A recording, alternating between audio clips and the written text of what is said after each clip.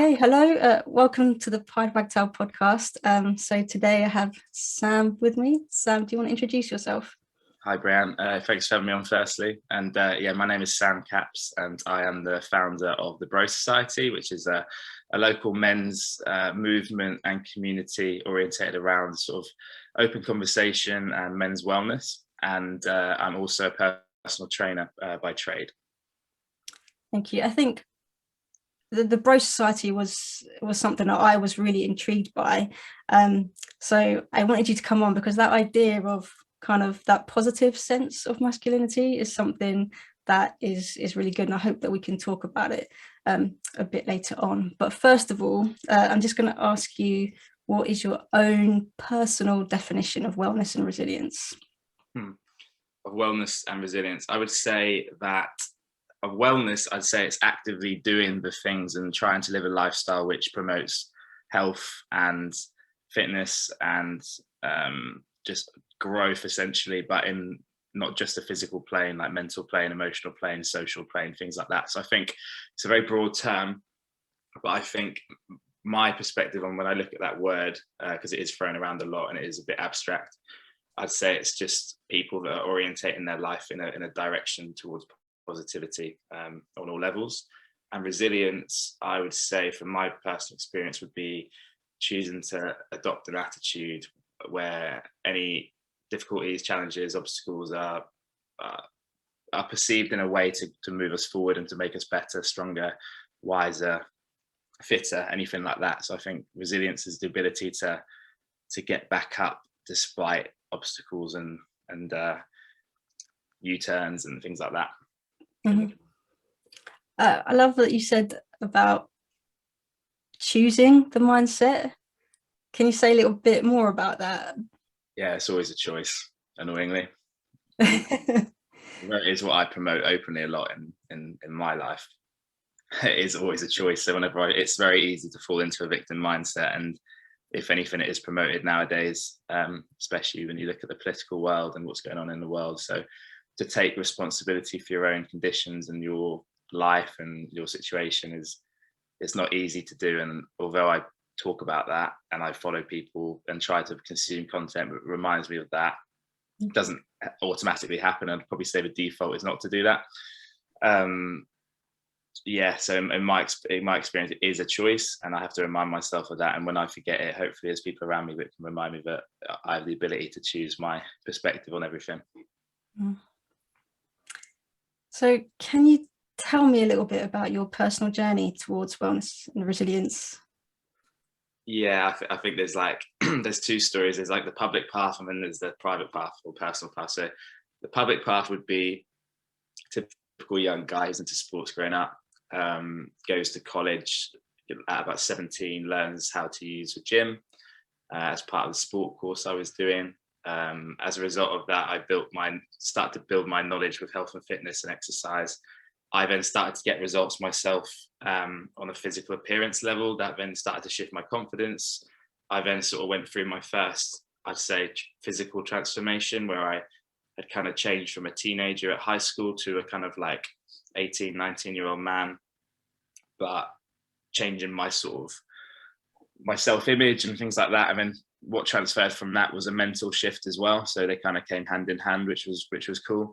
That was the first eye-opening experience I had of transformation, I'd say. And I think that's something I'm super keen on and interested in, that topic. And so that was kind of my path into wellness. And then that kind of unfolded in different paths as I got older, and we all go through different like challenges and things like that. And obviously when you're 18, you're not the same person when you're 22 and when you're 26.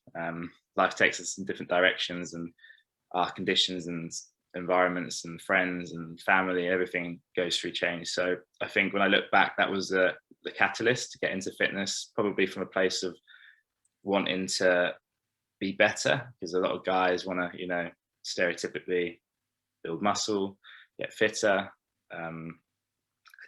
be attracted to the opposite sex. All these sort of biological and social drivers are what got me into the health and fitness route.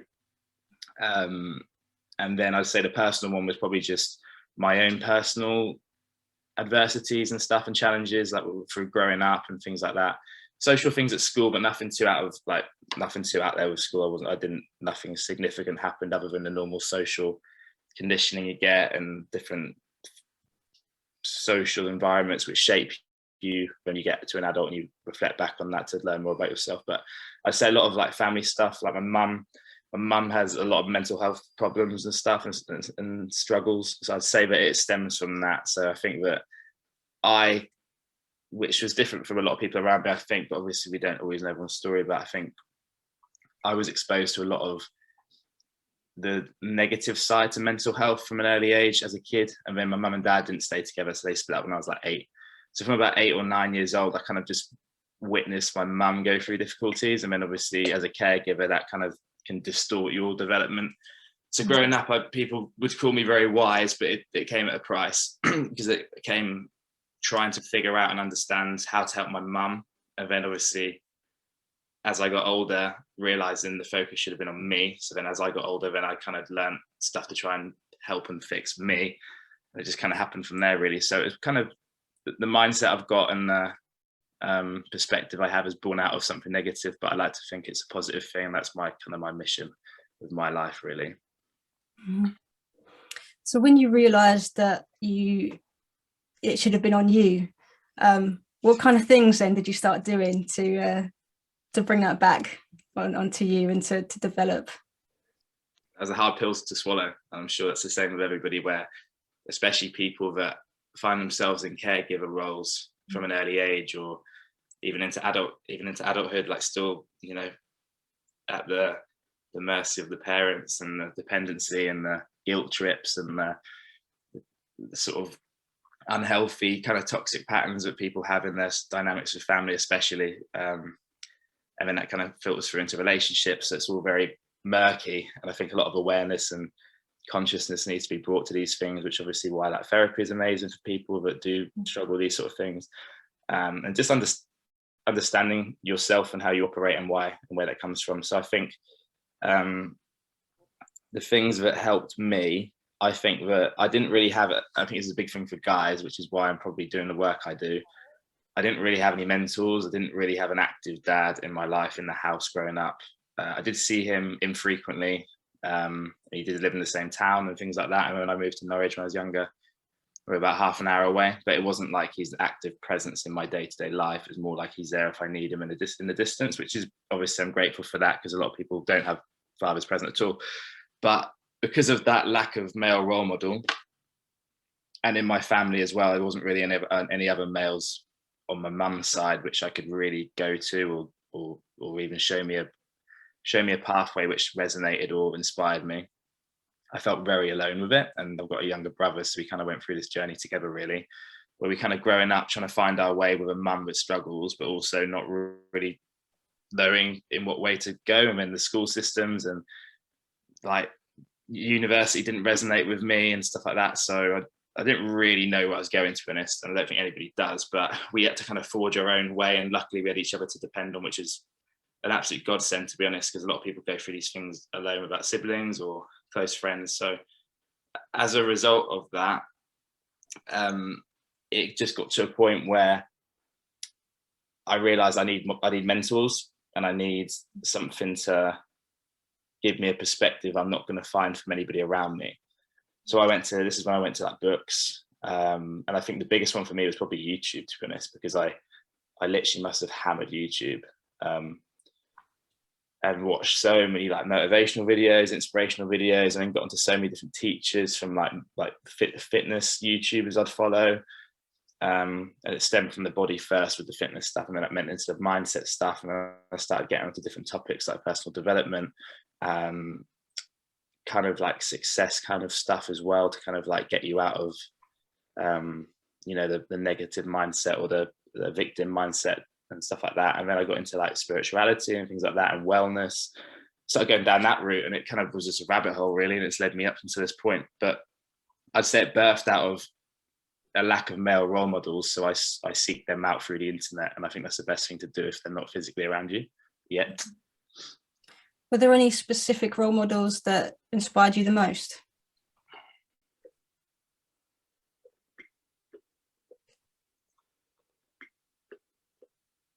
There must be. I'm trying to think. I'm trying to trace back for different like chapters and stuff, and someone made a huge difference. I tell you what, I used to listen to this guy called Les Brown. He's like an American motivational speaker. He probably just speaks to thousands of people all the time, gets paid loads of money to do it. But initially, he didn't come from that. And he was just kind of like a motivational speaker who typically had like nothing, and he'd obviously a bit of a hype man, these kind of people. But at the same time, I'd listen to him, and it was just really dramatic, and he'd like capture the attention of the audience. And I'd listen to that a lot, like walking to the gym. I'd listen to it in the evening, like doing work, or like when I was at college and stuff. I'd listen to stuff on trains, buses, in the gym, and it's just like programming myself to think in that way, because obviously people would pay money to listen to this guy, and I've got it through, I think it was like SoundCloud on my phone or something. So I go on my SoundCloud from like when I was like 18, 19, 20, 21, 22. It's just loads of stuff like this, and I just hammered it. And I'd say Les Brown was the one where if I get in a bit of a funk, there's loads of people I could list, but I think he would be one which would be a concrete one which I could always go back to. Mm-hmm. And it would always resonate. Yeah, I'd say him. So when you were around that age, was that unusual, or did you find that other lads your age were into it, or were they not something you could talk about? 100%. I don't think so. This is why I'm naturally more of an introvert, I would say, an extroverted introvert, I'd say. And this is the kind of stuff I would keep private, because this is like my own personal sliver of my life and what I do when I'm in private. And obviously, you put your social masks on and have your persona and interact with the world at those ages. Like, I go and play football, and I play football like all my life. That's how I just done this injury, frustratingly. But the football world and that culture is very different.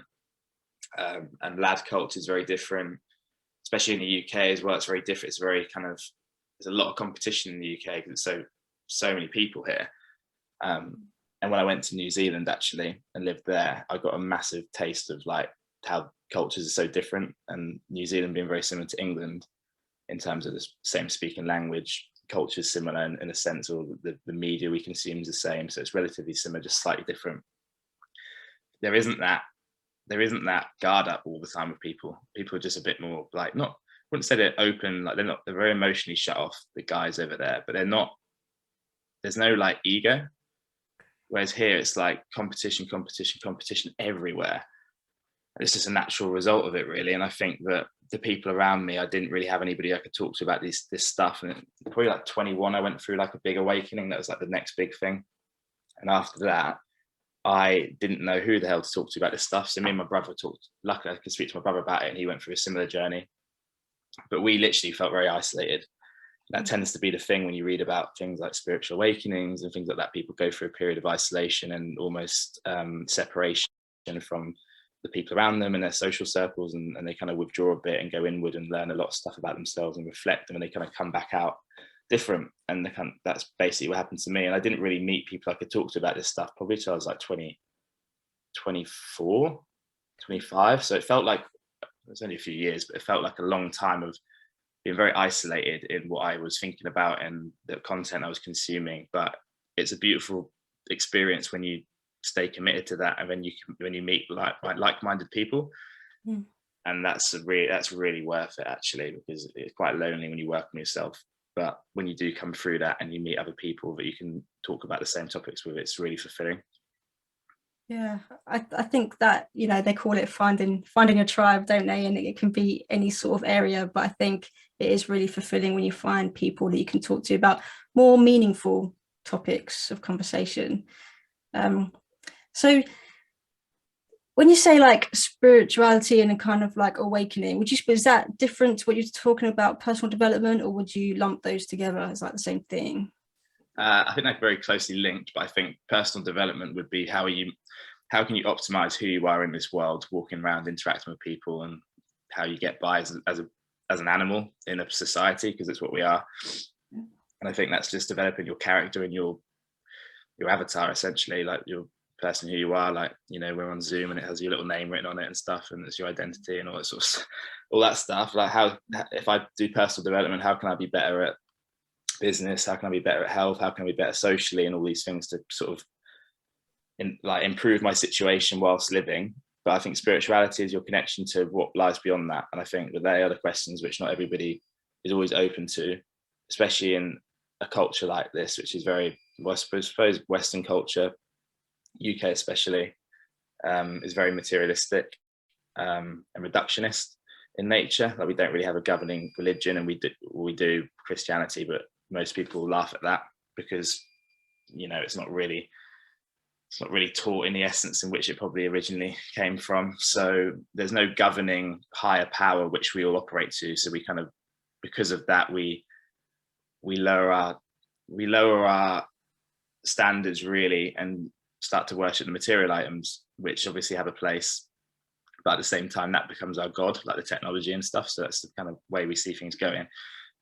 So spirituality for me, before I ramble off on that tangent, is belief in the unseen. And it's such a personal experience. You can't really prove it to people because you are dealing with stuff which is essentially beyond the five senses. But if anybody is listening who isn't open to this, the first sort of factual stuff I start to learn, which made me open to these concepts, was the fact that we only see like 0.005%, I believe it's something as ridiculously small as that. We only see 0.005% of visible light that is actually out there.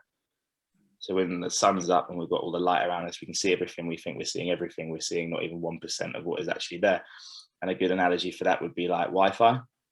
So there's Wi-Fi all around us, but we don't see it. So if it was like a green grid and you could see it everywhere, it'd be everywhere. Same with radio waves, satellite, just all this stuff really. So it's crazy that we don't see that because of our senses. So we are actually limited in what we see. We think we see everything, but we don't. So then that opens a complete can of worms. And then we think, well, where does that end? So then you start to delve into that, and you can just open your perspective to realizing that you could potentially, if you're open to it, be more than you think you are. But then that's different to personal development. So I think personal development is very limiting.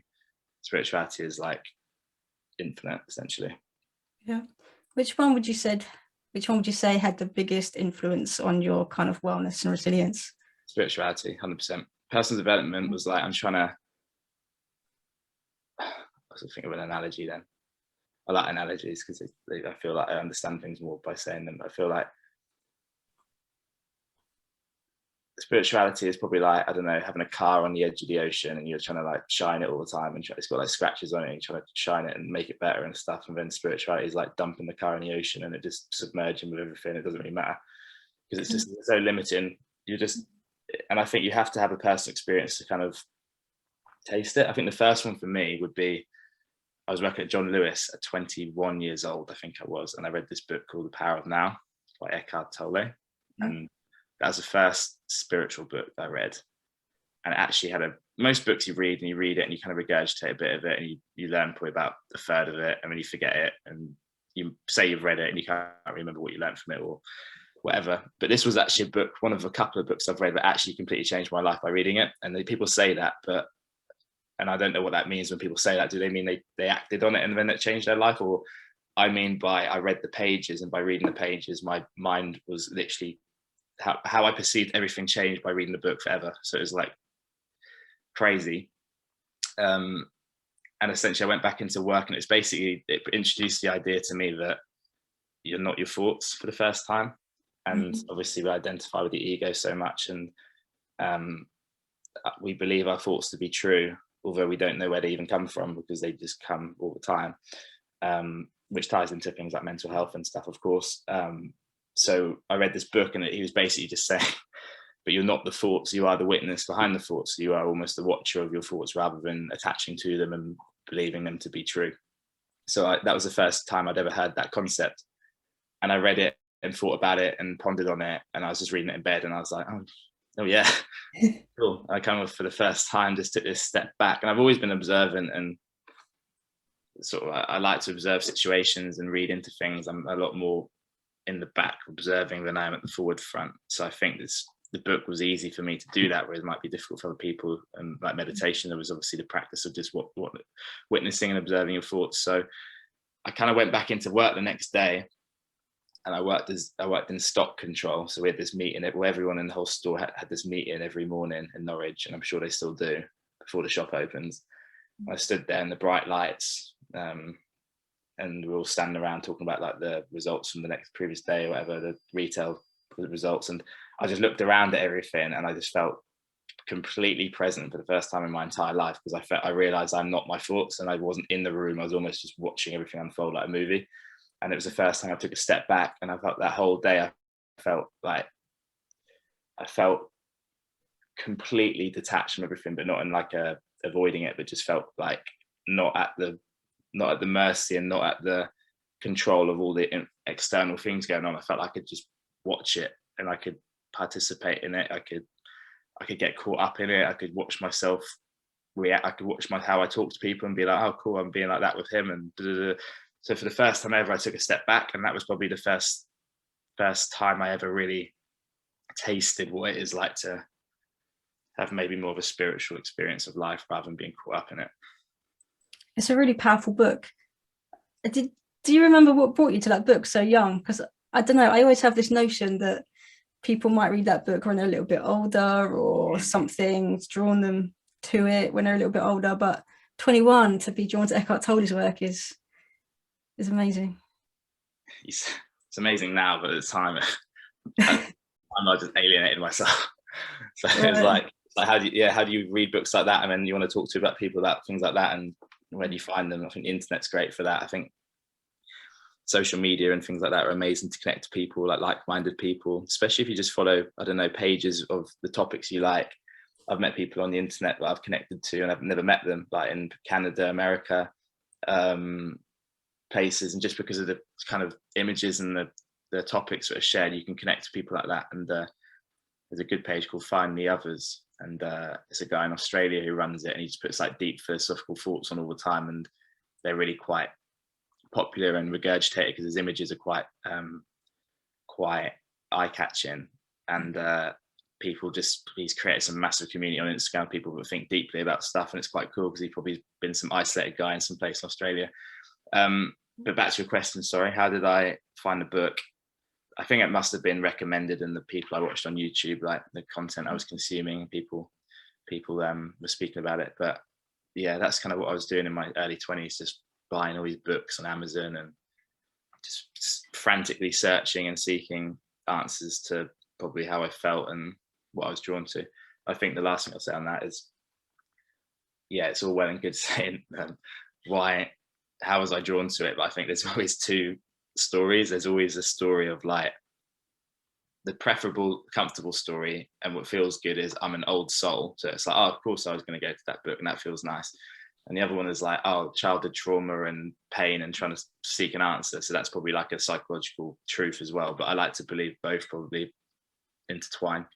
Yeah, there's definitely a motivation there to be open to it, because like you're saying about spirituality, I feel like sometimes you've got to be in a place to be open to receive the things that come your way through the experiences. So can you share any tips or strategies for other people to support a wellness journey? Yeah, I'd say from my observations from like clients I've had and just people I've witnessed, especially through like social media, and connecting to a lot of kind of people in Norfolk in the wellness space, whether it's through Bro Society, other events, or through Hustle, the gym I work at. I'd say that a lot of people go in one area. So they might be like, I really like yoga, and they go and do yoga, and they're a woman that loves yoga, and they love, their cup of tea with their female friends, Or you get all the people that love the fitness and they hammer it and they do all the classes at Hustle, etc. Or you get the sort of people that do the kind of out there spiritual stuff, and they might go and do like ecstatic dance or cacao ceremonies or whatever. And they've obviously all got their place. And it's interesting because I find myself in all these different environments. I'm like, I don't really know how to define myself, because I can go into all these ones and kind of be it or get into it. I'd say that a lot of people could really benefit from just making sure they are ticking off the different dimensions to it and the different sectors. So I think that physical fitness and exercise is a foundation, and it's something I truly believe in. I'm experiencing that now with this injury, where I can do push-ups on the floor, got a big boot on, I can do push-ups and stuff, and because I don't really know my target, I can't fully work out like I used to. I've avoided it at the moment because it's probably, I've done a few workouts here and there, but when that starts to go, I put a bit of weight on, I can feel a bit more weight is not moving, I'm eating more. I'm very limited in my ability to move anywhere. Equipment, I'm limited. If I want to go to the gym, I need to get a lift there. So I'm very stuck from everything, in everything. So my physical fitness is, as the fact, my training as that foundation has kind of been dismantled a lot. So I'd say that the physical fitness needs to be a foundation. And then after that, the social element. So try and find community and something. So it's all well and good going to gym on your own all the time, but also you need to, I did that for years, like a bit of a lone wolf. But actually you benefit greatly from being part of a community, whether it's a smaller commercial, not a commercial gym, maybe like a smaller community one, or like a yoga studio, just get in somewhere where there's community, team sports, things like that. Have your own practices. I think it's really important. I think a lot of people are very dependent on thinking that the only way they can improve and work on their wellness is through social events and stuff. And then they go and do a yoga class, but then in their own life, they don't have their own practices on their own, like maybe a journal, a private personal journal, a meditation practice, time in nature, ceremonies, anything like that, rituals. But I think physical fitness is the biggest one. Then personal practices. So you're training your body, you're training your mind, and you're having that time outside of all your roles, which we mentioned earlier, which would tie into the spiritual side if you are open to that. And then social as well. So don't become a lone wolf in it all, but also don't depend entirely on the crowd, because you won't know who you are if you're always in the crowd. So did you find the people that you could talk about this stuff with, or did you create it, and is that how Bro Society came about? I'd say that I got back from New Zealand. Mm-hmm. I went to New Zealand. It was interesting because that was like my big test. I didn't go to university. I hadn't really left Norwich. Obviously, I think rites of passage and initiations for guys especially are lacking in our society.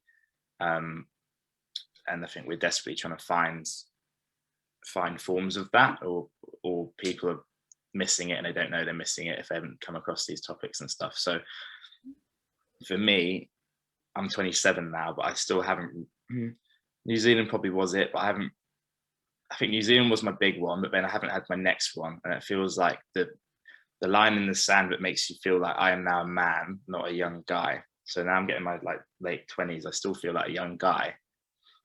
No, although I am a young guy, I'm waiting for that or I'm waiting to try and figure out how to find out that next initiation. And essentially going to New Zealand was that for me, by moving there and not really having a plan and having like a one-way ticket and no idea what I was going to do. Pretty much the furthest place I could possibly go in the world. And this was my first time out of Norwich, and it was the best thing I ever did. I loved it. It was probably the most deeply important experience of my life and trip and personal journey. But when I think about it, getting out of Norwich, getting away from who I was and my story and the personal development side of me, and actually explored who I am outside of those boundaries, that was the gift I got from that experience. And then I met a lot of people out there that, tell you the funny thing actually, as soon as I moved out there, I met someone that was into all these topics I was talking about. That's the maddest thing. So that was the green light for me, like, oh, okay, I get it. So if you have the courage to like do the thing that's scary, or do the big obstacle, or take that first step outside your comfort zone, you're literally rewarded almost instantly. It's crazy. Yeah. So I literally got to New Zealand, trying to connect with people, got a job and stuff, and I met a friend, and they were into Wayne Dyer and I think it's like Abraham Hicks and stuff like that, which does a lot of like law of attraction stuff, but that's the kind of early stuff I found with like Eckhart Tolle, and hadn't really spoken to anybody about that. So to meet another person from like a completely different part of the world that was into that, it was like, oh wow, cool. You don't know Chapelfield, but you do know this stuff. So it was just the first taste of that for me. And then I didn't really connect. I didn't find a tribe out there, but I was very much me on a journey, individually connected and exploring myself. I don't think I was supposed to find a tribe. I think I was very much supposed to be a passenger and to witness and to be part of all these different communities and stuff. And then when I came home, this is when I when I this is when I probably found my friends and people in Norfolk that were always there, but now I was almost operating from a different frequency. So I came back, and I came back during the lockdown. I got back in like April 2020, so the lockdown pretty much happened like a month ago. I came back to like no job, no car, no real social circle, because I wasn't really that close to anybody prior anyway, like close. Came back to family, which is amazing, but obviously I was like, well, what the hell am I going to do? It's all well and good for a few weeks to kind of integrate back and be with family, but this is now my life. How do I move forward from here? So financially, I tried to get jobs, which whatever I could in the lockdown and stuff. I got a job at Sainsbury's actually, and did night shifts 3 days a week just to literally get some money coming in because everything was shut. And whilst doing that, I frantically just made an effort to connect to people that I thought I want to be like, or be with, or be connected to in Norfolk and Norwich. So by doing that, I came back with a blank slate. So I wasn't attached to a group. I wasn't stuck in a high school friendship circle, which I've always been in because I've never left. I came back with a complete blank slate and thought, who do I want to relate to? Who do I want to be exposed to? Who do I want to be? Who do I want to be like? So I kind of did that, and I just kind of messaged a lot of people in Norwich that I wanted to connect to and stuff like that, or people I wanted to reignite friendships with. And from there, doors opened really. And the doors opened and led me to so many more people, and people that were always there, but I didn't know they were there. And it's quite divine actually. And then that was beautiful, and it's all led me to this point now. I'd say friendships and stuff have faded and changed in different ways for sure. And I think that's something that's the thing currently I found difficult, because I thought I found my tribe when I got back, and obviously they are subject to change too. Whereas I thought I got back and it's fixed now. I'm like, oh, cool, this is it. But actually they're subject to change because it's life. And that's the thing I've had to come to terms with recently, but also be open to the idea that there's so many different people we will meet through life, and that's just part of it. Yeah, that kind of whole, and that, I guess that's another teaching of Eckhart Tolle, isn't it? That the whole temporary nature of most things, and being able to adapt to that. I'm not good at that. Sounds like you're doing okay. So tell me about the Bro Society then. How did that idea come to you, and how did it come about? Cool. So I have this weird belief, and I've read certain content which would back this up. And when I read it, it was like, oh, okay, this is quite interesting. I'm led to believe that I am somebody, or I'm the type of person that has to respond to things in my life rather than necessarily create them. And what I mean by that is I don't have to come up with something out of thin air. I'm a creative person, but at the same time, my experience is that things come to me. And I know people say that in terms of like law of attraction, which is true, but things come to me which I don't necessarily visualize and think about. It's more like opportunities will present themselves if I position myself in the right place and I'm being the right person. So it seems to be that my strategy in life is to respond to things. And I really, whether it's true or not, it's a cool belief system. And I really think that does actually work for me when I do that. When I try and force things, it doesn't really come off. When I surrender a little bit, have the intention, but also just witness what is happening in my life, I seem to get things come across to me. So it wasn't actually my idea, the Bro Society, although deep down it feels like a deep alignment to who I am and where I'm going and what I'm interested in. Some friends ran it originally from Erpingham House in Norwich, which I'm sure you might be aware of that restaurant. So my friends Louis Blake, who owns that restaurant, and Remy, who's a property developer, they're friends. So they are two people that I connected to and met when I got back from New Zealand. And they initially ran the Bro Society. They did a couple of meetings. So they came up with the idea. I think it was in response to maybe like the male suicide rates and the mental health crisis around men's mental health. So they did a few meetings from Erpingham House. I think it was okay. I don't know what the actual feedback was like. I think it went pretty well. Had a few people just open up and have created a space where they could just be a bit more open about the topics and things like that. I don't think it was necessarily, it wasn't therapy or anything like that. It was more just like, here's a meeting once a week or once a fortnight, and then this is a space to come to and just have a few open discussions about topics you might not get to talk about elsewhere. So that kind of, I think there's probably a handful of meetings.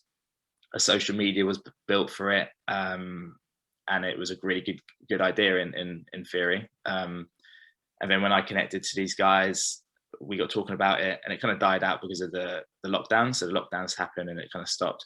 Also, Louis and Remy are very busy guys as well, with different business ventures and stuff. So they're very occupied. So I think this probably wasn't like a top of the priority for them, although it's something they do believe in. So when I met and became closer to Remy, I spoke to him about this, and I said, it's such a good idea. I think that it should be reignited, and I was interested in potentially helping or being involved. And it felt almost, probably because it's what I needed deep down. It's almost like what people are doing. If they're a PT, it's because they've found fitness and it's worked for them, so they want to share that. So something like the Bro Society, with my lack of male role models growing up, lack of like authentic male connections or deep connections with guys, that void which I was obviously lacking or feeling, I obviously felt that was an opportunity to potentially change that. But that's probably the deep underlying motivation to do it. But obviously there's another motivation which feels like it is a calling for me, and it is something which I have an ability to do well. So essentially me and Remy, we reignited it. I made the social media, rebranded it, got a new handle, that sort of stuff, and just completely rebirthed it, injected some energy into it, sat and did it with Remy for a couple of meetings, because I'd never done anything like that, never really hosted anything, never really spoke openly like that in front of people. So I had a couple of meetings with Remy, didn't really know what I was doing. It was quite funny actually looking back. And then after a few meetings, it seemed to be something which I, like a duck to water, is that the saying? I think it's the saying. And that's basically where it lifted off from there, really. It just kept consistent. It was like fortnightly. It quickly became apparent that I was good at it. I was good at holding the space for guys. I was quite empathetic in the sense that I'm quite sensitive in the sense that I can feel into what people need. So if someone, let's say for example, if someone isn't feeling great, I have a real good ability to notice that person isn't feeling great while other people might be talking. Okay. So then I'll know, like, I like to think that I've got a good ability to maybe incorporate that person to make him feel more connected. And I like to think of it, instead of it just a personal thing, like feeling emotional about people or something like that, I like to think of it like it was an energy thing. So if there's like a circle, and one part of the circle isn't quite connected to the rest of it, I can see that, and I'll know how to, well, I don't know how I do it, it's probably intuitive. I like to see how I can bring the energy into full connection and stuff like that. So that's essentially what happened. We just kept doing it, and then it evolved over time. The lockdowns happened again. Luckily, through the lockdowns, there was a little loophole in the government recommendations or guidelines where it was like support groups could still operate. Yeah.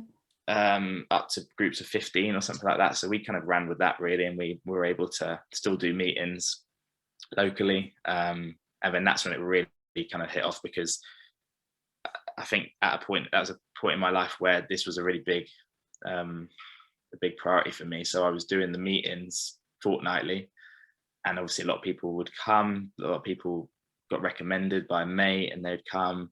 And then I'd also took to Zoom as well. So we were doing what we're doing now, and we did Zoom meetings, and I tried that, and we got guys on from Canada, America. My mate from Denmark came on. Got a guy from Brazil come on. Where else? Might have been it, but yeah, we got a few international people come on, which is really cool. We had like Zoom meetings, which was amazing.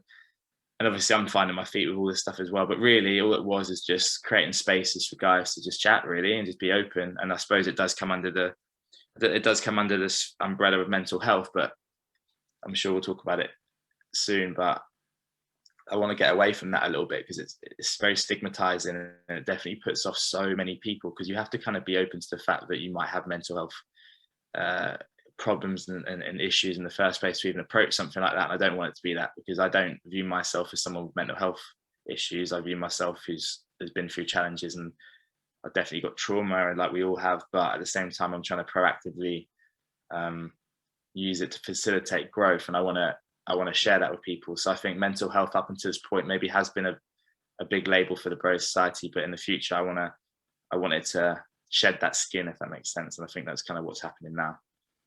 Yeah, because there is a lot of stigma around mental health, and we read it all the time as well in the papers about the difference of gender as well. For men, it's really difficult. There's that whole masculinity thing where men feel like they have to be strong, they can't talk about anything. So yeah, you're obviously doing a really good job at being able to break that down. Thank you. Yeah, it definitely has its struggles, because obviously initially it was all going so swimmingly and organically amazingly, and then there'd be a few meetings where some people would kind of take the opportunity to kind of run with the setting and run with maybe their opportunity to speak, and then there'd be people that might not be as mindful of other people's experiences, and then there was points where it sometimes would get a bit dark, and get to a point where it's like, well, I'm not qualified for this. So obviously there's been difficulties and obstacles and challenges that have come with it, and I think that's why I'm a lot wiser with it now than maybe initially, because it was great. The social media was growing, everyone was loving it, everyone thinks it's a great idea. Socially, my friends have kind of connected to it. Yeah. But then it got to a point where people kind of filtered out a little bit just through life, don't need to come anymore. Logistics, people had children. And then it got a few more challenging, sort of people would come, and maybe people that the Bro Society wasn't quite right for them, but obviously there's this thing that they can go to, they've heard about. So that's kind of where I'm at now. It's kind of going through a little bit of a metamorphosis, let's just say. And I think that I'm trying to fine tune it and create the boundaries with it where people know what it is and what it isn't. But yeah, I think, and it's also a difficult one with masculinity, because the wellness side does promote the men should feel their emotions and things like that. And I do believe that. And I think that's been vital for me to heal a lot of my past, is to embrace my emotional nature and to feel them fully, and to not let them sabotage and destroy my life in the years to come, because I haven't processed my childhood or my deeper emotions and stuff. Because I think that is essentially it. Most guys who are violent, who are toxic, let's just say, well, toxic in nature in their relationships, let's just say, who are not in a good place, it will be because of their relationship to their emotions. And I think that it doesn't have to be this kind of wet, let's all sit in our emotions, because a lot of the world does, a lot of the men's mental health stuff, although people are crying out to feel their emotions, it still isn't packaged in a way which is appealable. It's almost like I probably do need that, but I don't want anyone to know I go to that. It's kind of like that. Whereas there is a time and a place to feel the emotions and process it, and that's so important. But also we need to proactively move forward as well. So it's finding where do you need to take responsibility and take a big action outside of your comfort zone to change things, and where do you actually need to release some tears on your own somewhere, or in the presence of people that you feel can hold space for that. So I think it's a bit of both. And I think the Bro Society initially has always been hold space, hold space, hold space, hold space, hold space. And that's probably where I was at in my own journey, because I do believe the Bro Society reflects where I'm at. And I think the changes it's going through now is a reflective of where I'm at in my journey as well, as the guy that kind of runs it. So I think the holding space and it being more of a support men's talking group, I believe those days are kind of shifting a bit. And that's always going to be a core element of what the Bro Society is. There'll always be sharing circles, there'll always be open conversation, but I'm now trying to coordinate that in a way where the open conversation comes through the activities that we're doing. And I think, like, for example, we had a wellness day at Fritton Lake the other day, completely random group of people, like from different walks of life, guys you just think, I don't know how this person would ever meet this person if they weren't here today. And on another level in society might not talk with each other due to interests, different backgrounds, things like that. A lot of judgment in society as well on things like status, things like that. But all that kind of stuff, what I like to think goes out the window at Bro Society. It's just literally guys coming together and all have a common goal of improving themselves through like the wellness sphere, but also just connecting to like-minded people and have an open conversation and not feeling like they have to suppress and filter what they say to just fit into the people around them. And I think that through doing activities, guys are more open to talk within the process of doing stuff. And that's what I found at Fritton Lake worked really well, and we had an amazing day. And that was the first sort of taste for me now of the new direction I want to take it in, rather than just sitting stationary and talking like in a therapeutical setting. Yeah. So have you got a further vision than that? Can't even see myself getting out the door walking at the moment. So it's one of those hard things where it's really hard, because obviously you need to be at your best to then make everything else the best. But Yeah.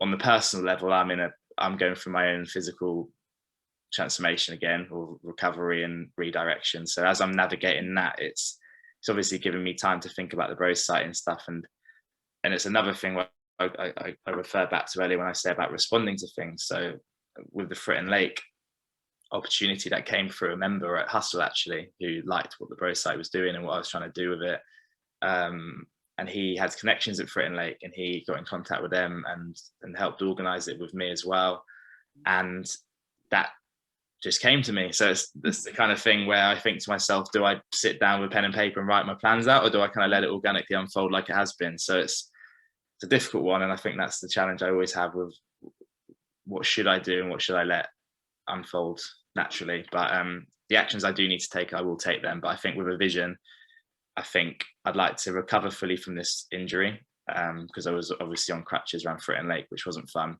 but it did force me into a sort of a facilitator role rather than being part of it with everybody.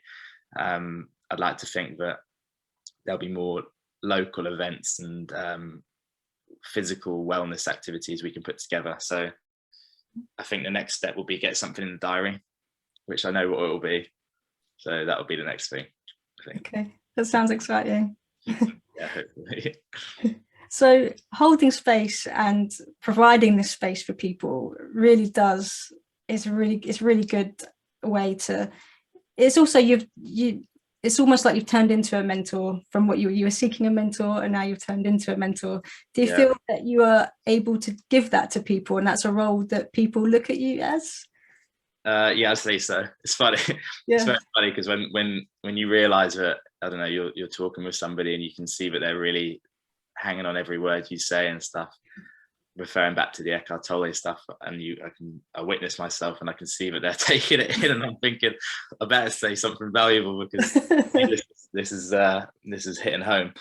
But no, I think that I've definitely gone through those trips where I've got a bit egotistical with things I do, and trying to be a somebody and all this sort of stuff. Actually, when I take a step back and get out of my own way and stop thinking about my own personal needs, I think that the life I am now sort of living, I'd like to think that I'm emanating outwards sort of a good energy, and I'd like to think that, not like to think it, I think I'm witnessing it really. I'm seeing it in clients I have, in people I'm connected to through Bro Society, and friends I have as well. I like to think that it's reciprocal. So I like to think the energy I'm putting out, people are resonating with it, and people do like to think of me as somebody that has a positive impact on them. I think I used to try and do that from a place of, so I could be a somebody in the society and stuff. But actually now it feels good, because it feels like an organic extension of just who I am being,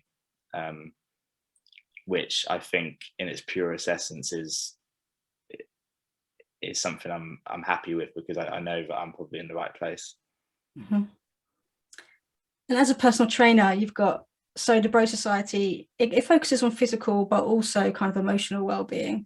Would you say that your personal training is much more physically minded, or is that a lot about mindset as well? So how do you promote wellness in those clients?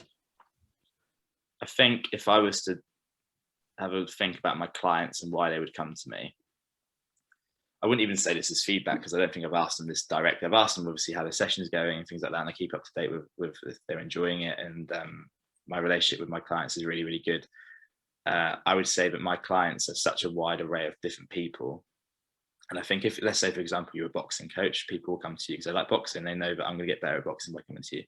With me, it's interesting because I can't really put my finger on what I am. I would probably say I'm like a functional personal coach, I'd say. So I think that being a PT, I like it, because whenever I think of being a PT, it feels limiting. It feels like a role, and it feels like all I care about is fitness, and it's all about vanity or whatever. But actually, how I view it is, it's just me being me in a gym, and then people that resonate with me and like me seek me out, and then I help them improve their life in a way where it starts from the physical, but obviously spending an hour with me once a week or whatever, they know that time they've got an hour with someone that they can probably be open with. So not only am I going to help them move forward physically and get their body moving in a way which is more functional and aligned with their sort of lifestyle and who they want to be. And like, for example, if I see someone's really tight and they want to get fit, or like they want to lift weights, I won't just make them really strong, and I won't just put them through exercises which are going to build their strength. I'll make sure that they're doing it in a way which is functional and also working on their mobility, because I want them to, if we're all energy bundled up in a physical body, you want that energy to be flowing as smoothly as possible and as strong as possible. So I want people to be functioning as optimally as they can. But I think when my physical knowledge does end, I think that's when the personal knowledge and the personal development and the spiritual belief system I have, I think that's when that comes in. So there are people that know a lot more than me and have studied a lot more of like the sports science and things like that. But I think my understanding is all through my own journey, so it's lived. So yeah, I think that people come to me as one-to-one time with someone that's going to allow them to be who they are and really feel into where they want to go, and help try and support that and guide them in that way. Yeah. So the Bro Society, is there any criteria? Is there limiting numbers? How, if people are interested, what do they need to know to get in touch with the Bro Society? I'd say at this stage it'd be to follow the social media and just directly get in touch with it, because it's me behind it, so I can answer any direct questions or specific questions people have. In terms of when there was meetings, I would cap it at like 12 max, and even that sometimes it's quite big because you need to make sure everybody gets an opportunity to speak. But nowadays it's probably going to be more events, more sort of local, like for example when I was doing cold water dips and swimming. I can't do that right now with boot on, but I would love to get back into that when I can. So that's the kind of thing that I'd probably make that a thing that people know is actively going on at a certain time, and they can come to, just creating a framework and opportunities for guys to come together. And then within that, it's organic and they can become friends with people, connect with people, go and do stuff. So the meetings are good because they were just meetings, but now it's like these events are like a rough framework. And then within the framework, the feedback I've had is that in between the activities at events are when people have enjoyed it the most, because they've got the rough itinerary, and then within the gaps they then just have that time to they're not at work, they're not with the kids, they're not with the partner, they've got free time for the first time in however long, so they can use that time to talk openly with people, have some time to themselves, and just know they're in a good space. So I think the meetings currently aren't running as we go through the transition, but I'd say just keep up to date with the social media and just contact me directly with any sort of specific answers, questions, I'd say. Okay. And I've got one last question for you, Sam, which is just, can you identify one of your strongest values, strengths, or personality traits, and how you use that in a positive way for your own well-being? I would say, as scary as it is, because it's all well and good saying this, it sounds great, but when it comes down to it, it can mean difficult decisions, it can mean facing uncomfortable truths and things like that. But I'd say that orientating my life towards personal growth and truth, I would say they're my kind of governing factors. And I think when I'm not living in alignment with those values, I really feel it. So this injury is a difficult one, because obviously physically I can't do the things I was doing to kind of feel I was growing. So for example, jumping in freezing cold water, physically training, putting my body through that, going out in nature to like rebalance and recalibrate, those things have kind of been taken from me a little bit temporarily. So for me, I started to feel the effects of not getting out of my comfort zone physically. And even like when I was at Fritton Lake, I did a workout in the gym, like limited, but I did a workout in the gym, which was nice. And I've done a few workouts at Hustle, which has been nice, but it doesn't feel like my comfort zone. So it almost means that this time is telling me to get out of my comfort zone in other ways. It might be professionally, it might be socially. I'm not sure. I think it probably is businessy and work orientated. And I'm now forced to do stuff maybe more online or think more about Bro Society. So I think that that's the best trait I have. Probably always leading by example. And I think that I'm trying to always move towards expanding who I am and getting out of my comfort zone. It doesn't always mean I do it straight away, because it's easy saying this when someone, someone might examine my life and go, "Well, you're not doing it there." It's like, well, cool, but now you've highlighted what I probably need to do, and it doesn't mean I'm always going to be willing to do it. But I'd like to try and think that I try my best to do that, and I will always do that when it really boils down to it. I'll try my best to govern my life in that way. Great, that's great. Thank you so much for joining me today. I really appreciate it, and good luck with your recovery. Thanks, Brian. I really appreciate coming on, and thank you for your time as well. Thank you.